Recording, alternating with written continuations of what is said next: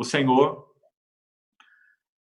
fala contra a hipocrisia dos mestres da lei, escribas e fariseus. Aqueles que deveriam ensinar o povo, conduzir o povo com a palavra para Deus. Eles estavam afastados do Deus vivo. Hipócritas, você sabe que essa palavra significa um ator, alguém que representa um papel, alguém que usa uma máscara. Eles não tinham realidade interior daquilo que falavam. Então, nosso Senhor, o rei que chorou, profere 7 ou 8 ais contra aqueles que deveriam estar conduzindo o povo de Deus para Deus, os escribas e fariseus. Esse é o segundo antecedente. O terceiro antecedente ao discurso do Monte das Oliveiras é o lamento do Senhor. Não apenas o Senhor diz, se conheceras aquilo que ainda hoje é devido à paz sobre Jerusalém, mas ele lamenta mais fortemente. Ele vai dizer, Jerusalém, Jerusalém, que matas os profetas e apedrejas a todos os que te foram enviados. Quantas vezes eu quis reunir os teus filhos. Veja, amados irmãos, o coração de nosso Senhor. Reunir teus filhos como a galinha reúne os seus pintinhos debaixo das suas asas, mas vós não quisestes. Então nós temos mais uma solene imprecação. Ele vai dizer, eis que a vossa casa vos ficará deserta. Amados irmãos, quando nosso Senhor inicia seu ministério, ele pôde se referir ao templo como casa de Deus.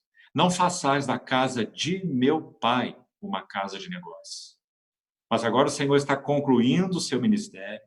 3 anos e meio, basicamente, se passaram. Então, ele tem que chamar o templo agora de vossa casa. Porque é uma casa degenerada, é uma casa promíscua, é uma casa corrompida. O Senhor teve que proferir os 7 ou 8 ais contra os mestres que ensinavam em função daquela casa. Então, aí está o terceiro antecedente. Se nós não reunirmos esses antecedentes, nós não compreenderemos o peso da carga do coração do nosso Senhor Jesus nos discursos do Monte das Oliveiras. Então, aí está o terceiro antecedente, o lamento de Jesus. Onde ele está? Olha aí mesmo, em Mateus 23, logo depois dos 7 ou 8 ais, você vai ver o verso 37, 38 e 39, concluindo o capítulo. Jerusalém, Jerusalém, que matas os profetas, e etc. Então, está o terceiro antecedente. O quarto antecedente. Capítulo 24, veja aí na sua Bíblia, versículo 1. Tendo Jesus saído do templo. Está vendo? Ia se retirando quando se aproximaram dele os seus discípulos para lhe mostrar as construções do templo. Se você for a Marcos 13, não precisa abrir aí, apenas ouça, Marcos 13, 1 e 2, você vai ver que um discípulo, a narrativa de Marcos, desse mesmo verso de Mateus 24, 1, que Jesus se retira do templo e se aproxima dele os seus discípulos. Marcos 13, versos 1 e 2, é dito que um discípulo em particular disse assim ao Senhor, Mestre, que pedras, que construções. Vamos pensar um pouquinho rapidamente sobre isso. Nosso Senhor havia feito 7 ou 8 imprecações, ou ais, contra os escribas e fariseus, os mestres que deveriam estar conduzindo o povo. Nosso Senhor lamentou sobre Jerusalém e disse que essa Jerusalém era a vossa casa, não era mais a casa de meu pai, por causa de toda a corrupção e degeneração. Os discípulos certamente ficaram impactados com essas declarações do Senhor.